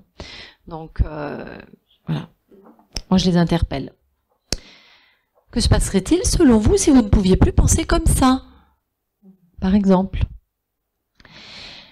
L'anxieux. Vous savez, ces gens qui sont super angoissés pour tout, tout le temps, pour tout, pour rien. Je suis pas en train de les critiquer, hein, je suis en train de les énumérer. Mais c'est toxique, des gens qui sont dans une angoisse permanente, qui s'inquiètent tout le temps. Et quand je vous dis ça, j'ai une immense compassion pour les anxieux, parce que on décide pas d'être anxieux, on l'est. Mais on peut cesser de l'être. C'est pas irréversible. Si vous êtes anxieux, c'est peut-être que vous avez un tempérament anxieux parce que vous aviez une maman anxieuse, un papa anxieux, parce que vous êtes construit dans un milieu où l'anxiété régnait, et parce que vous avez eu plein de déboires dans votre vie. Forcément, quand on est anxieux, on est dans la peur. Quand on est dans la peur, on attire les catastrophes. Quand on vit des catastrophes, on a peur qu'elles se renouvellent, etc. C'est un cercle vicieux. Pour autant, il suffit de décider du contraire, de mettre tout en œuvre. Et tout à l'heure, je vous le disais, nos pensées ont des répercussions, nos paroles ont des répercussions. Si je décide d'aller bien, je finirai par aller bien. Si je décide d'aller bien, personne ne peut m'empêcher d'aller bien. Et aujourd'hui, grâce à Internet, on a cette fabuleuse opportunité, c'est que Internet regorge de témoignages, de vidéos. Vous allez sur YouTube, il y a plein de vidéos de gens qui ont plein de raisons d'aller mal, des gens qui ont été privés de leurs 4 membres, par exemple. Ils ont toutes les raisons d'aller mal. Ils n'ont pas de jambes, ils n'ont pas de bras, et pourtant qui pètent le feu, qui vont bien parce que c'est des challengers, parce qu'ils ont décidé d'aller bien. Si vous décidez d'aller bien, rien ni personne ne peut vous en empêcher. À l'arrivée, au départ, oui, si vous souffrez, si vous êtes dépressif, si vous avez une pathologie, votre pathologie peut vous empêcher d'aller bien. Hein. Ne vous dévalorisez pas parce que vous n'arrivez pas à aller bien. Mais par contre, il y a plein aujourd'hui de moyens, de méthodes, d'outils pour sortir d'une dépression, pour se déployer, pour sortir d'une anxiété, pour voilà. Après, il n'y a pas de bons ou de mauvais outils, il n'y a que celui qui vous conviendra. Ça peut être des thérapies très anciennes, comme ça peut être des thérapies très nouvelles, comme tout ce qui est quantique ou tout ce qui est psychanalytique, peu importe. Hein. La bonne thérapie, ce sera celle qui vous fera sortir de là où vous êtes. Mais voilà, l'anxiété, quand on a décidé d'aller bien, un anxieux, c'est quelqu'un qui est toxique. L'hystérique. Et oui, les hystériques, ça peut être, c'est des profils qui peuvent être très toxiques. Hein. C'est des gens, ils vous sautent dessus pour tout et pour rien. Sans arrêt. Ils sont dans la démesure, le dépendant, les gens qui sont qui sont très dépendants. Ça, c'est toxique. Imaginez, vous avez une belle-mère qui habite à côté de chez vous qui est dépendante. Vous allez croire que j'ai un problème avec ma belle-mère, c'est pas du tout le cas. Hein. Ce n'est pas du tout le cas, je n'ai plus de belle-mère depuis fort longtemps. Elle habitait à 8000 km. Donc je n'ai jamais subi son... Mais peut-être que si elle n'avait pas été aussi loin... Non, je plaisante. Paix son âme. Les gens dépendants, non mais j'ai beaucoup en consultation thérapeutique, j'ai beaucoup de gens, des personnes très très bien qui n'osent pas, qui ont du mal à se positionner, qui ont du mal à mettre des limites hein, et à cadrer autour d'elles, qui sont envahies par des belles-mères envahissantes. Hein, et c'est vrai que ça leur bouffe la vie, quoi. Le parano, vous savez, ces gens qui soupçonnent tout le temps. Tout le temps. Ils sont tout le temps à 200 000 volts parce que il peut tout le temps arriver quelque chose. Ils sont complètement parano. Cambriolage, les clés, la voiture, le ci, le ça. Oh là là, quand vous passez 2 heures avec un parano ou une parano, quand la personne s'éloigne, vous sentez que ça redescend. Les paranos, c'est des gens super stressés. Super stressés. L'autre fois, j'étais avec une dame qui était parano. Elle s'était fait cambrioler 4 fois. Elle me dit, mais j'ai des bonnes raisons d'être parano. Je me suis fait cambrioler 4 fois. Je lui dis, mais c'est drôle.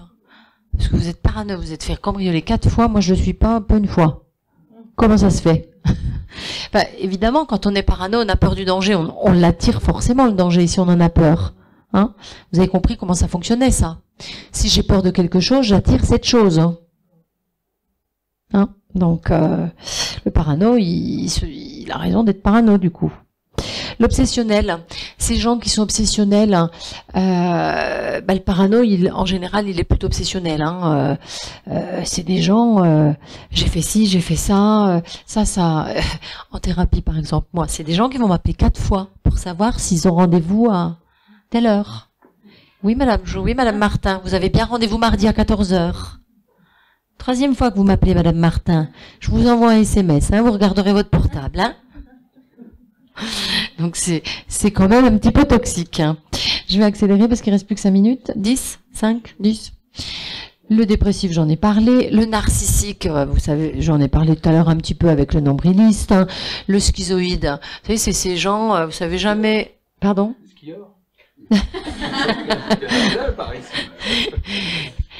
Le schizoïde, vous savez, ce sont ces gens qui ont une double personnalité. Alors quand je dis schizoïde, c'est pas forcément schizophrène. Hein.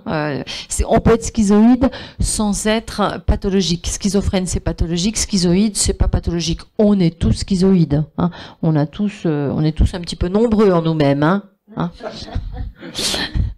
Donc, mais parfois, ça peut être, parfois, faut viser dans une même personne, faut viser à laquelle vous vous adressez. Hein, donc, ça peut être un petit peu toxique. Le borderline, vous savez, ce sont ces gens qui sont, on les confond souvent avec des bipolaires. Ce sont des gens qui sont très, ils sont sur un fil. On ne sait pas de quel côté ils vont verser. Hein. C'est un peu spécial. Évidemment, le pervers narcissique. Hein, alors là, je vais prendre au moins 5 minutes sur ce profil-là. À savoir que tous les profils que je vous ai énumérés avant le pervers narcissique, hein, ce ne sont pas des profils pathologiques. D'accord? Ce sont des particularités, ce sont des profils, mais on n'entre pas dans la pathologie. C'est pas une pathologie d'être anxieux. Hein. Si le niveau d'anxiété a atteint un niveau qui nous empêche de vivre normalement, là, ça devient pathologique. D'accord? Ça s'appelle de la phobie. Mais un anxieux n'est pas forcément un phobique. L'hystérique, s'il n'est pas en train de se taper une crise et qu'on n'a pas besoin de lui passer une camisole pour l'interner, il n'est pas pathologique. Le dépendant, s'il nous fait pas une phobie, pareil. Hein. Par contre, le pervers narcissique, c'est un pathologique. On est bien d'accord? Alors, le pervers narcissique, hein, il est très difficile de parler d'un pervers narcissique en 5 minutes. Donc, j'ai essayé à travers ce descriptif hein, de vous mettre l'essentiel. Je donne une conférence entière sur le pervers narcissique. Donc, c'est vous dire que 5 minutes, c'est peu. Mais il y en a de plus en plus. Parce qu'on vit dans une société qui les, entre guillemets, fabrique. Hein. Donc, jusqu'à quelque temps... Les scientifiques disaient 5% de la population. Aujourd'hui, je pense qu'on est largement au-dessus des 5% de la population. Parce que dans le milieu professionnel, il faut être extrêmement compétitif, parce que on est dans une société où on revendique le droit au bonheur, où il y a plein de paradoxes, et que aujourd'hui, ça peut être une adaptation de survie, la perversion narcissique. Donc, le pervers narcissique, première chose, il faut savoir que c'est un petit peu comme les chaussures ou les vêtements, il y a différentes tailles. Vous pouvez avoir des S, des M, des L, des XXL. C'est-à-dire que vous pouvez avoir un pervers narcissique avec qui ça se passe à peu près bien. Les pervers narcissiques, ils manipulent, mais malgré tout, il va pas vous emmener aussi loin que d'autres. Hein. Un pervers narcissique, c'est quelqu'un qui a une déviance du narcissisme à leur profit. Alors, on pourrait parler de mécanisme pervers narcissique et de pervers narcissique. Ne pas confondre le comportement et le trouble de la personnalité. On peut tous, à un moment donné, avoir recours à un mécanisme comparable à celui du pervers narcissique, ce qui ne fait pas de nous pour autant des pervers narcissiques. Donc c'est important de ne pas faire l'amalgame. Mais pour autant, voilà, le pervers narcissique, il est centré sur lui et que lui. Il n'y a que lui qui compte. Et les rares moments où il vous laisse croire que vous comptez, c'est pour mieux vous manipuler. Vous ne comptez pas. Hein. Ce sont des prédateurs dans le cadre des... par exemple, dans le cadre du travail, un employeur, dans le cadre d'un recrutement, il va tout de suite, c'est pas forcément des gens intelligents, mais ils ont une intelligence au profit de leur déviance, et en un quart de seconde, ils savent tout de suite à qui ils ont affaire, ils savent s'ils vont pouvoir vous manipuler ou pas. Donc un recruteur, il va pas embaucher la personne la plus adaptée au poste, il va embaucher la personne qu'il va pouvoir manipuler le plus. Hein, et il va la repérer de très loin. Dans le cadre des relations affectives, il va être attiré par une personne qui dispose de toutes les qualités qui lui font défaut. Hein. Un pervers narcissique est tout sauf altruiste. Il va forcément être intéressé par une personne altruiste. Donc ils choisissent leur proie.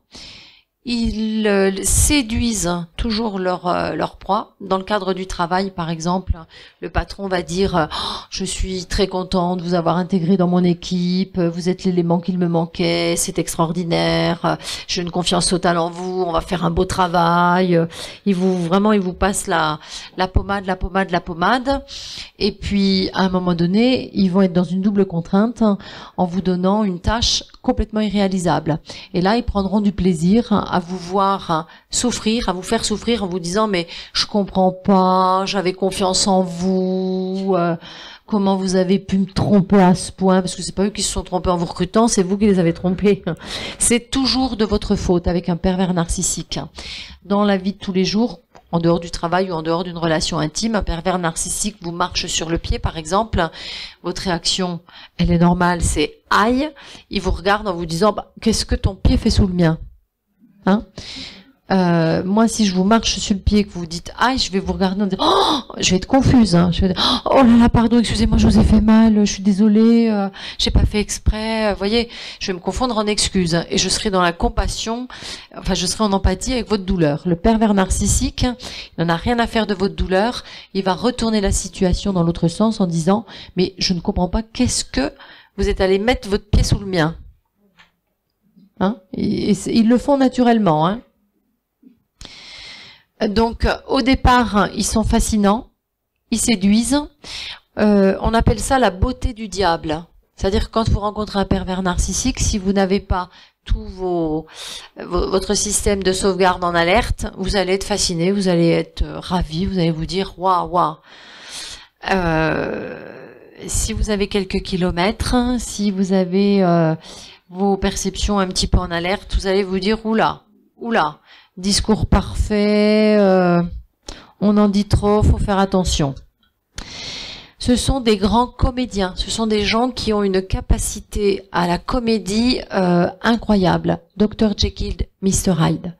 C'est-à-dire qu'il y a ce qu'ils vous laissent, ce qui vous laisse penser qu'ils sont, ce qu'ils vous montrent d'eux, et puis il y a qui ils sont en réalité. C'est pas compliqué, c'est exactement l'inverse. Ils vont se faire passer pour des personnes bienveillantes, altruistes, comme vous. Ils vont dire oh ben comme toi.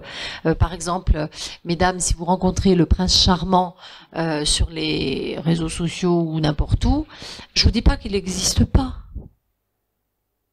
Je veux pas casser vos rêves. Mais je vous invite quand même à y réfléchir, parce qu'aucune ne l'a trouvé. Mais en tout cas, si vous tient le discours du prince charmant, c'est peut-être quelqu'un de très bien. C'est peut-être le bon. Mais c'est peut-être aussi un grand prédateur. Donc moi, le conseil que je vous donne, c'est que si c'est le bon, il vous attendra. Il vous glissera pas entre les doigts. Donc donnez-vous du temps pour vérifier. Parce que quand le discours est parfait, méfiance. Méfiance totale, méfiance absolue. Ce sont des gens qui manipulent tout le temps tout le monde. Ils manipulent leurs parents, leurs enfants, leurs conjoints, leurs patrons, leurs voisins. Ils ne savent pas faire autre chose que manipuler. Ils ont besoin, comme vous et moi, de respirer pour être en vie. Ils ont besoin de manipuler pour être en vie. Ce sont des gens qui harcèlent en général et ils peuvent vous harceler jusqu'à la folie. C'est-à-dire que dans le cadre d'une relation intime ou même au travail, souvent, hein, puisque j'ai beaucoup de cas de burn-out qui sont en lien avec ça, ce sont des gens, ils ont un tel plaisir à faire souffrir l'autre que du coup, ils s'arrêtent pas. Ça va très très loin. Et ça peut aller jusqu'à un retournement de situation, c'est-à-dire que c'est eux qui relèvent de la folie, mais à l'arrivée, ça peut être vous qui relevez de la folie parce que vous vous retrouvez à faire des choses que vous n'auriez jamais fait en situation normale, tellement ils vous poussent en dehors de vous-même. C'est des pousses au crime. Oui, il y a de très bons films. Il y a l'histoire d'Alexandra, je crois, je ne me souviens plus comment elle s'appelle. Le titre, c'est L'Emprise. Ce film-là, c'est une histoire vraie qui a été adaptée, où elle finit par le tuer, mais en légitime défense. Mais c'est ça, c'est un pervers narcissique. Il y a de très beaux exemples de films. Il y en a un aussi qui est très bien, qui s'appelle « Ce n'est pas de l'amour ». Ce n'est pas de l'amour, ou ça ressemble de l'amour, ou c'est pas ça l'amour. Un titre comme ça, ou c'est un médecin. Ce sont des gens qui rendent addicts leurs victimes. C'est-à-dire qu'ils se présentent à vous comme le prince charmant, dans le cadre d'une relation intime, ou d'une princesse, hein, parce que la victime peut être un homme tout comme une femme. Donc ils se présentent à vous comme le prince charmant, ils vous rendent addict, tout est parfait. Et puis c'est tellement génial que quand ça s'arrête, même si ça n'a pas duré longtemps, la victime est à la recherche du paradis perdu. Elle se dit c'est pas possible que cet homme ou cette femme dont je suis tombée amoureux, qui était si parfait, puisse devenir aussi imbuvable. Donc c'est qu'il y a une raison. Il ou elle est fatigué, il s'est passé quelque chose, il va redevenir celui qu'il était. Et la victime est à la recherche du paradis perdu. Ce sont des gens qui qui vampirisent leurs victimes pour exister. Je vous disais tout à l'heure, ils se nourrissent en réalité. Ce sont des gens qui sont de grands schizoïdes et qui ont besoin d'exporter leur souffrance, leur schizophrénie. Ce sont comme des schizophrènes qui n'ont pas basculé dans la schizophrénie. Ils ont besoin d'exporter leur schizophrénie à l'extérieur d'eux, ce qui fait qu'ils ont besoin d'une tierce personne pour pouvoir former cette fusion, ce couple bourreau-victime. Ils en ont besoin, c'est leur stratégie de survie. Et donc, ils vont projeter sur vous tout leur manque, toute leur folie. C'est-à-dire que si, par exemple, dans le cadre d'une relation, si le monsieur est infidèle, il va vous faire des scènes de jalousie, il va vous accuser d'être infidèle alors que vous êtes tout ce qu'il y a de plus fidèle. Mais il va exporter, il projette. Donc c'est pas compliqué quand vous êtes dans une relation avec un pervers narcissique, hein, et que vous êtes dans cette situation extrêmement toxique et destructrice. Quand vous êtes dans ces scènes où il vous harcèle, où il vous accuse, tu fais ci, tu fais ça, il suffit pour comprendre ce qui se passe, il suffit simplement de changer le tu par je. C'est-à-dire que quand il vous traite de quelque chose, il parle de lui ou d'elle. Et dans les réseaux sociaux, quand un pervers narcissique rate la mise à mort de sa victime, il va partir en campagne de mise à mort via les réseaux sociaux, et il va dire des abominations sur sa victime. Et les gens qui ne savent pas, ils vont tomber dans le piège. Les gens qui savent, ils ont juste à corriger le sujet. Alors, on a observé que les victimes de pervers narcissiques ont toute une particularité, c'est qu'elles ne sont pas le sujet de leur vie, elles ne sont pas au centre. C'est-à-dire qu'elles ne commencent jamais leur phrase par je, mais par il.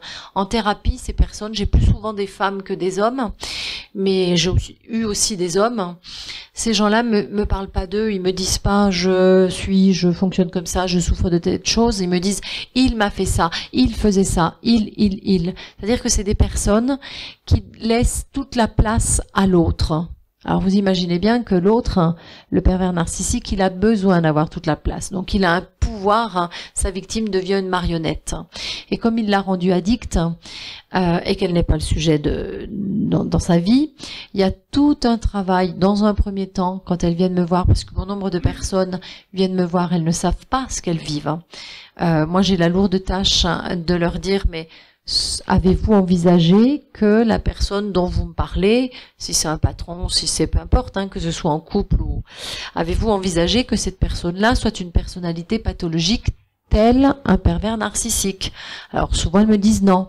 Donc je leur dis écoutez, vérifiez, procéder à une phase d'observation, à savoir que et je donne des documents aux personnes en leur disant voilà, un pervers narcissique c'est facile à vérifier, ce sont des gens qui se comportent de telle et telle façon, et après les gens reviennent en me disant vous avez raison, enfin j'ai vérifié effectivement, j'ai coché, il fait ci, il fait ça, donc qu'est-ce que je dois faire maintenant? Écoutez, vous faites ce que vous voulez, moi je ne suis pas là pour vous dire ce que vous devez faire, je suis là pour vous dire ce qui va se passer en fonction de ce que vous allez faire. Et il y a tout un travail de désintoxication, de sevrage, exactement comme un drogué. Vous savez, pour comprendre le phénomène des pervers narcissiques, il faut faire le paradoxe avec la drogue. Quand un jeune commence à se droguer, on commence pas à se droguer par vocation. On se lève pas un matin en se disant je vais devenir un toxicomane, je vais devenir un héroïnomane. C'est une histoire de vie qui vous conduit à ça. Puis il y a souvent dans l'environnement d'une personne un petit peu affaiblie par une histoire de vie, un dealer sans scrupules qui passe par là et qui va proposer, en général les premiers shoots, ils sont gratuits, qui va proposer gratuitement un shoot en lui disant écoute, t'as pas l'air bien, prends ça, tu verras, ça va te faire du bien. Et puis après, quand la personne est accro, non seulement les shoots ne sont plus gratuits, mais ils sont de plus en plus chers. Et moi j'ai accompagné des héroïnomanes qui me racontaient que quand ils étaient au plus mal, après avoir agressé la grand-mère, etc., parce que vous êtes prêt à tuer votre grand-mère quand vous êtes en manque, tant la souffrance est terrible. Eh bien, quand ils sont prêts à tout, à ce moment-là, leur dealer augmente les tarifs des doses. C'est des gens sans scrupules, ils sont là pour faire de l'argent, et c'est pour ça que la plupart des femmes finissent par se prostituer, parce qu'il faut de l'argent, ils ont de plus en plus besoin de drogue pour les soulager, et ça coûte de plus en plus cher, donc il faut de l'argent rapidement. Donc ça se passe exactement de la même manière avec les pervers narcissiques. Donc quand on veut tirer un drogué, un toxicomane de la drogue, première chose à faire, il faut l'extraire de ce milieu. Il faut le couper du milieu parce que si le dealer est toujours dans les parages, vous pouvez compter sur le dealer pour qu'il le fasse rechuter à la première occasion. Donc en fait, il faut faire exactement la même chose avec la victime du pervers narcissique. Il faut couper radicalement et il faut qu'elle s'en éloigne. Et ça, il y a qu'elle qui peut le décider, vous pouvez l'accompagner, mais tant qu'elle ne le fera pas, elle sera aux prises et du coup elle ne verra jamais les choses de la bonne manière. Et donc le pervers narcissique humilie, culpabilise, joue le chaud et le froid sans arrêt. Donc vous savez plus où vous en êtes quand vous êtes avec un pervers narcissique, parce que c'est un coup je t'aime, un coup t'es nul, un coup t'es bon à rien, un coup t'es formidable, un coup t'es sans affect ni empathie, indifférent, ils présentent des faux intérêts pour les autres et ils n'ont pas d'affect sauf quand vous souffrez, c'est-à-dire que quand vous souffrez, ils ont un réel plaisir. Et c'est le principe de la perversion et du sadisme. D'accord ? Ce sont des gens qui détruisent et qui restent impunis car très stratèges, et souvent ils sont tellement stratèges que dans l'entourage ils isolent la victime pour mieux la contrôler, et souvent personne ne sait que c'est de grands pervers narcissiques. Donc en termes de conduite à tenir, avec un pervers narcissique, vous n'avez pas grand-chose à faire. Une fois que vous l'avez identifié, c'est est-ce que vous avez envie de vivre ou est-ce que vous avez envie de mourir? Si vous avez envie de mourir, vous pouvez rester avec. C'est le bon chemin. Si vous avez envie de vivre, il vaudra mieux partir. Parce que de toutes les façons, les 3 issues possibles avec un pervers narcissique, c'est soit vous décompensez, vous vous retrouvez en psychiatrie parce que vous décompensez. Donc soit dépression, soit pathologie, alors vous pouvez vous faire 2-3 cancers aussi en passant, soit vous fuyez, soit vous y laissez votre peau. Il n'y a pas d'autre solution. Un pervers narcissique ne guérit pas.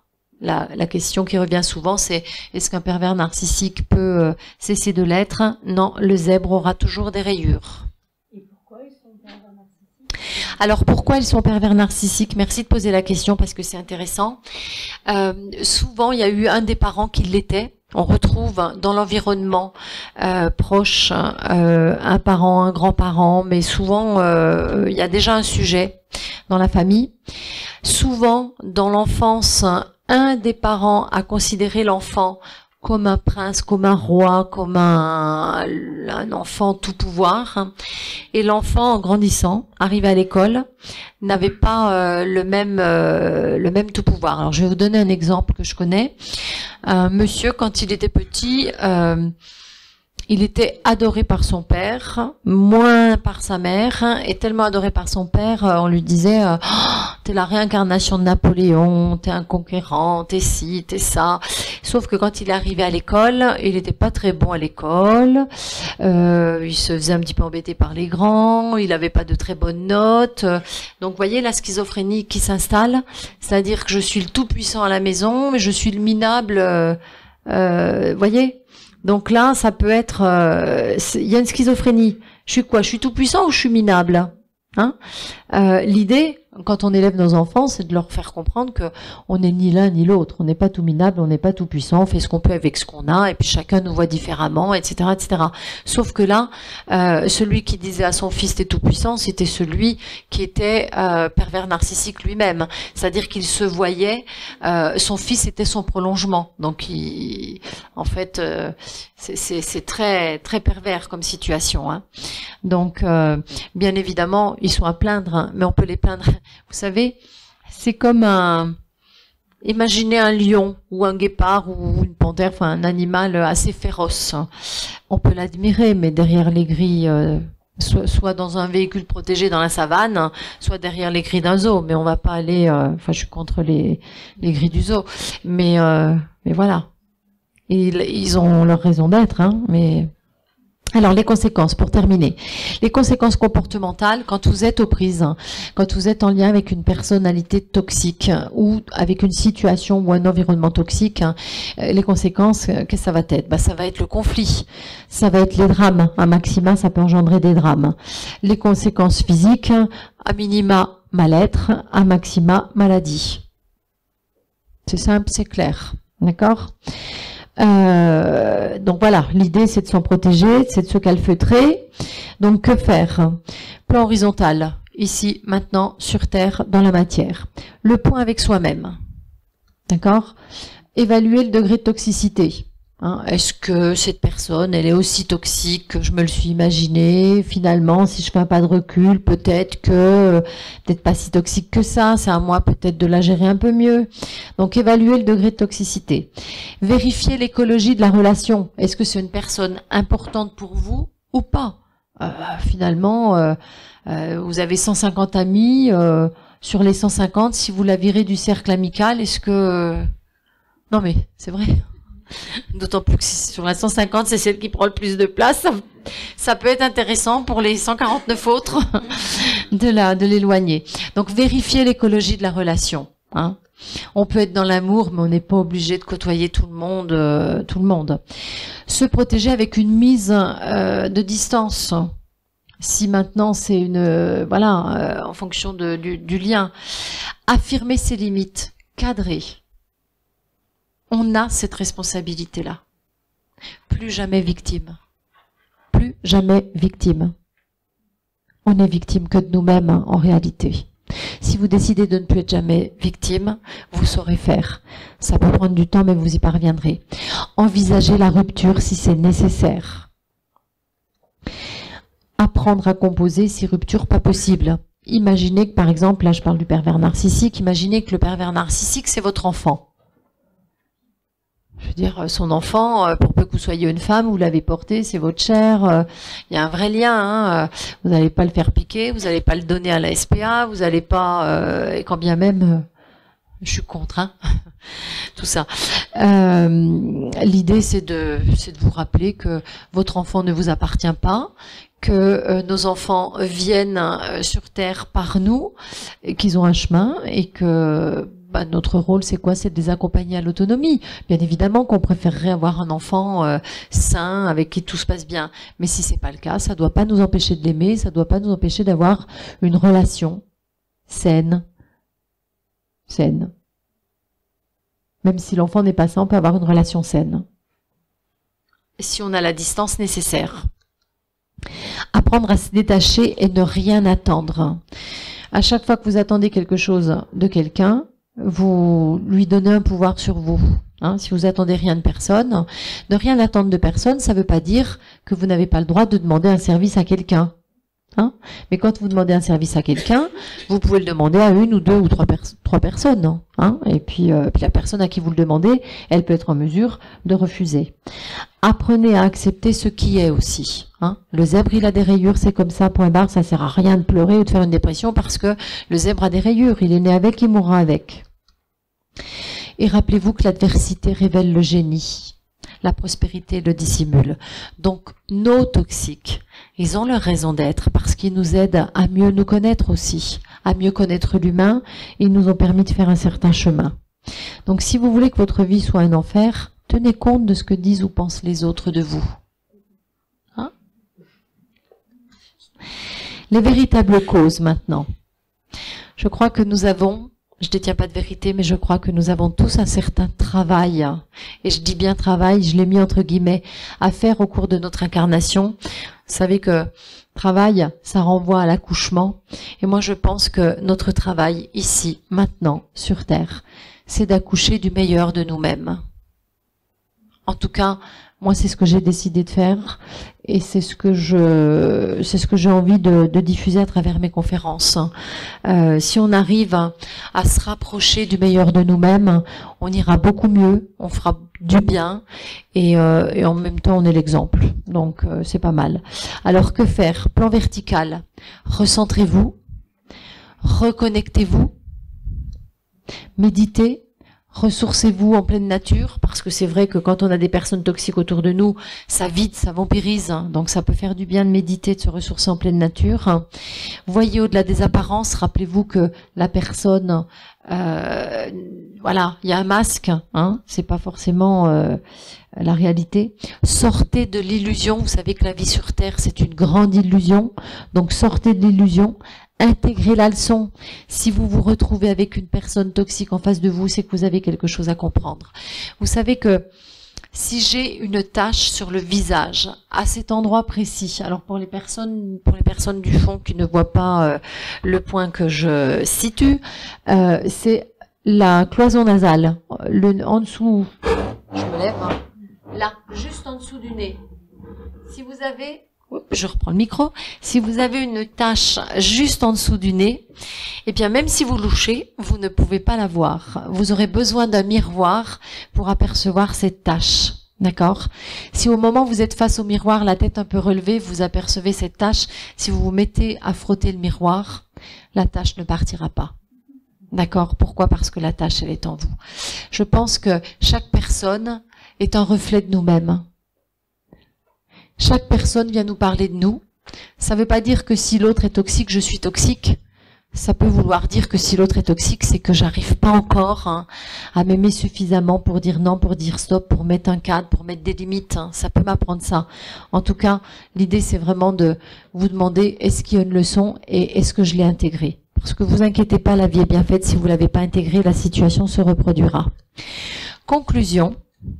Vous avez le choix. Et c'est pour ça que j'aimais bien l'introduction de de François, puisqu'elle est en phase avec ma conclusion. Vous avez le choix. Continuer à être victime, ça, on sait faire, ou alors conscientiser que l'autre est l'outil qui vous permet d'évoluer. Et dès l'instant où on conscientise que l'autre est un outil qui est là pour nous permettre d'évoluer, on n'a plus à le juger, on n'a plus à le condamner, on n'a plus à lui en vouloir, on a juste à faire le pas de recul nécessaire, à faire notre travail, et dans certaines situations, peut-être s'en éloigner un peu parce que il est vraiment toxique. Ce que je vous ai dit à travers cette conférence est une chose, mais rappelez-vous que ce n'est pas ce que vous avez compris qui va faire une grande différence dans votre vie, mais c'est ce que vous allez en faire.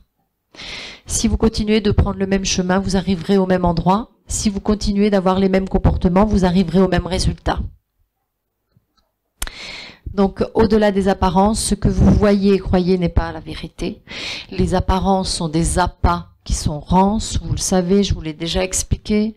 Sortons de nos peurs et allons vers l'amour, parce qu'il y a une loi qui doit être prioritaire sur Terre, c'est la loi de l'amour. Ayez de l'amour pour vous, ayez de l'amour pour votre prochain, et je pense qu'on se portera tous beaucoup mieux. Merci à vous tous de votre écoute, de votre attention. Merci François, puisque tes paroles étaient complètement avec le thème.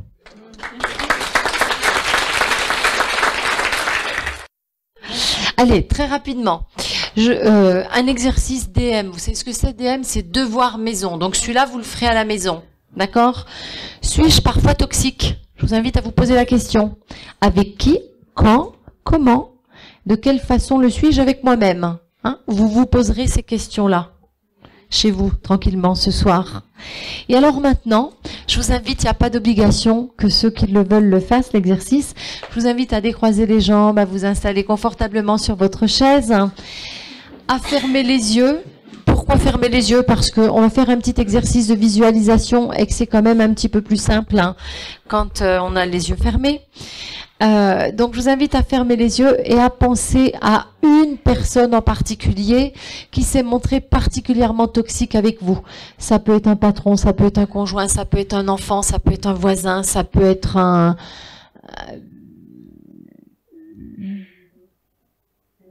amoureux, ça peut être un papa, une maman, un enfant, un frère, une sœur, une personne de votre entourage qui s'est montrée particulièrement toxique avec vous.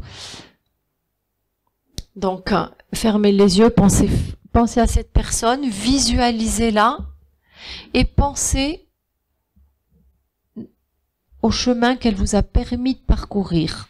Pas tant à la souffrance que vous avez endurée à cause de la toxicité, mais plus au chemin qu'elle vous a permis de parcourir. Peut-être qu'aujourd'hui vous êtes ici grâce à elle, peut-être.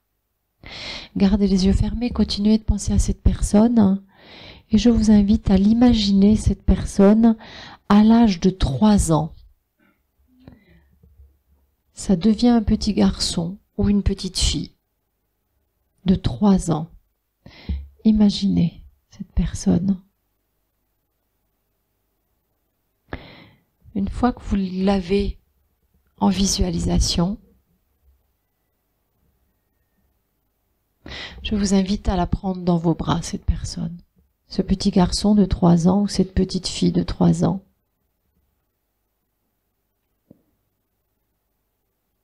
Si vous êtes en capacité de le faire, prenez cet enfant dans vos bras. Si vous n'êtes pas en capacité de le faire, dites-lui mentalement ce que vous avez envie de lui dire.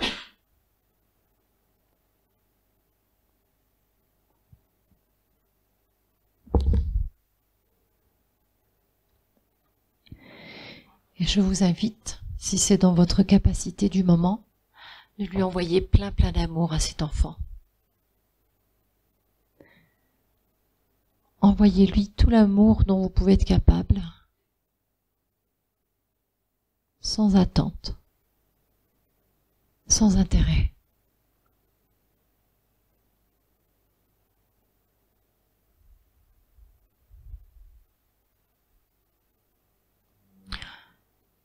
Et dès que vous le souhaitez, vous pouvez revenir ici et maintenant, avec nous.